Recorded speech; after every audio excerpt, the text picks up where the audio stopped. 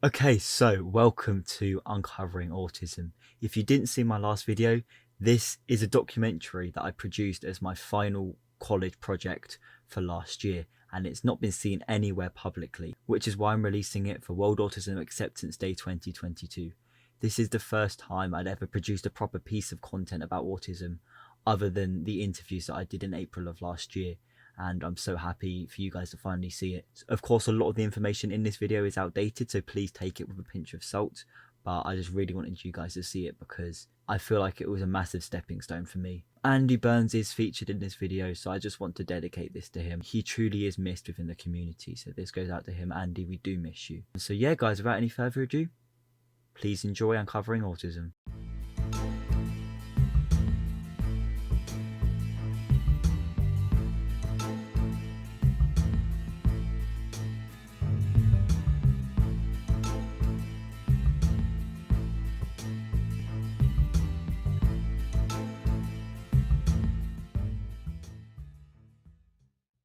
Autism. A surprisingly low amount of people know what that word means, considering 1 in 100 people are autistic, or 700,000 people in the UK alone. But what does autism mean? I don't blame you for not knowing. As much as there is information out there about autism, it can be hard to find if you're not looking in the right places, and it's even harder to sort fact from fiction. I'm McGwyre, and I have autism. I was diagnosed when I was 7. I've lived my life being different from other people. Not different in a bad way, just different. I might find some things louder than other people, I might be sensitive to bright lights, or maybe even a small change could completely throw off the rest of my day. Sounds like an inconvenience, doesn't it? But it really isn't. It's who I am, and I wouldn't change that, even though I don't have the option to. There were some traits of autism, but it didn't really explain what autism was. And to be completely honest with you, up until relatively recently, I didn't understand too much about what it was either. Despite knowing I've been autistic for 10 years now, it's always just been a word to me, and I've never fully understood the meaning of that. In order to find out more about autism, I asked 3 online content creators what it meant to them. Autism is a neurological condition, so it's all to do with like the brain, how autistic people perceive the world. It's just a different type of brain. Different is the key word there. Everyone thinks it's a disorder or a condition. I don't think it is really, even though some people say it's a condition. I don't believe that. It's just like on the whole, it's just like how like we deal with things day to day, and how in general we perceive things, and like things are just a little bit different. Autistic people, we're still people. A lot of people find it quite hard to just understand that bit. But I always think it's a part of who we are, and if people say it's a medical term, no, that's definitely not right. We're kind of like wired differently, as like a lot of people would say. Yeah, we just have a slightly different outlook on the world, and that affects how we live our day-to-day life slightly differently. Someone once told me many years ago that autism is a gift. This is Chapman. He is a YouTuber with over 200,000 subscribers and 57 million views across his 2 channels. He started 𝗺𝗀𝘀𝗁𝗁, his football manager channel, back in October 2015. In July 2016, he started his channel Never Too Old, where he showcased his ambition for collecting toys, comics, and even went to conventions. Over the years, this evolved into Kev's vlogging channel called 𝗺𝗀𝘀𝗁𝗁𝗁𝗍𝑙𝑜gs. From January 2017, the channel started becoming more based around Kev's family, consisting of his fiancée Anna and his autistic son Andy, Kev's 2 daughters Lucy and Amy, and Dave the dog. Kev and Anna met over 𝗺𝗯𝘀𝗂𝗁, and when Kev heard about Anna's son being autistic, a lot of research was required to learn about what autism is, but we'll get to that later. A prominent part of Kev's videos from that point onwards was about being an autism family. Andy started refusing school at the start of 2017, and this lasted all the way up until September of that year. During this time, many attempts were made to get Andy back to school, but nothing worked. This all led up to the video about the meltdown that Andy had before his first day back at school in 2017. The video went viral, gaining millions of views from people who were interested in autism for both the right and wrong reasons. The video kickstarted the growth of Kev's channel, but has recently been removed from YouTube. Over the next 2 years, Kev stayed consistent as a daily vlogger, while still making daily football manager videos on his 𝗺𝗀𝘀𝗁𝗁𝗁𝗁 channel. The decision was eventually made to stop daily vlogging, and Kev made his channel more about himself, resulting in the final name change to Kevin Chapman, and it stayed that way since. Kev and I talked about his journey with learning about autism, the viral meltdown video, and his YouTube career. When you first met your fiancée Anna, who is Andy's mum, you didn't know a lot about autism. What was the process of becoming educated on autism like? Literally, Google was the first port of call, really. I remember when we were first chatting by text, before we'd even met for the first time, she just mentioned as a kind of throwaway thing that my son has ASD. And I'm like, oh, okay. No idea what that means. Yeah. So, different browser, autism spectrum disorder.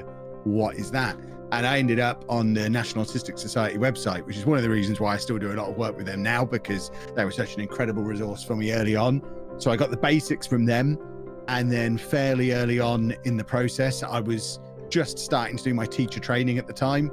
And when I want to know about something, I just sort of throw myself in at the deep end and obsess on it. So one of the things I had to do as part of my teacher training was pick a specialism to write a teaching dissertation on.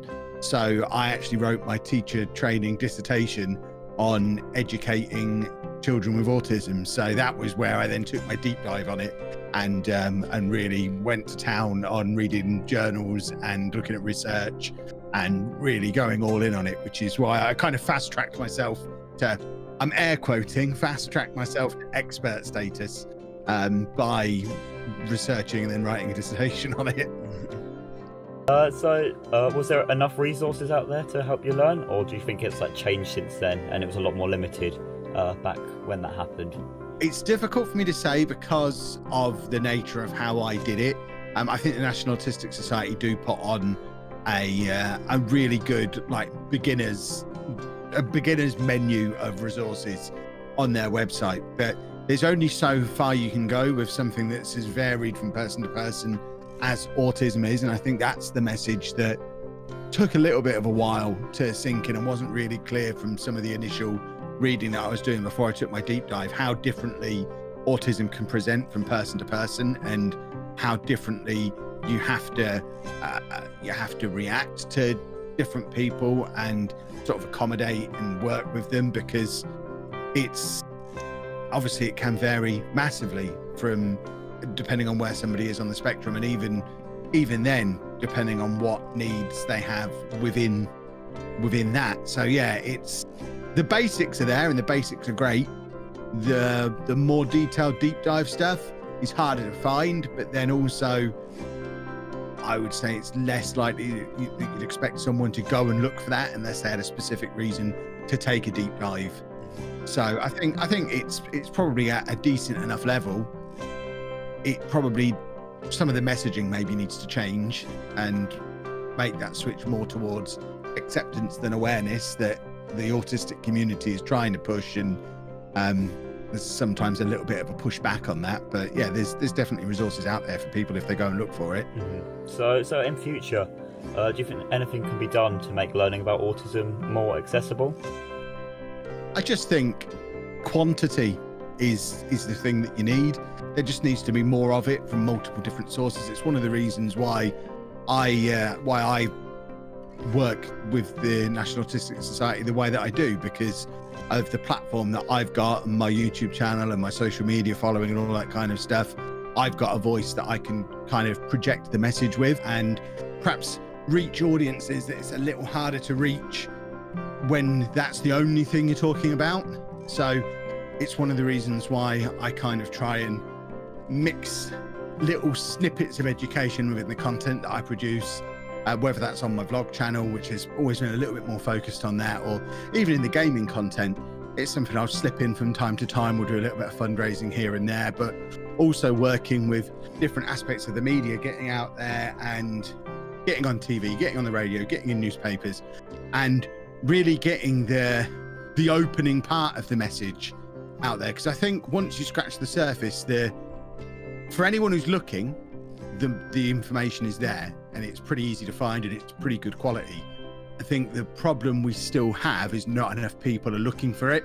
So I think the area where there needs to be more work done is on helping people understand that maybe they need to go look and maybe they need to know what they don't know.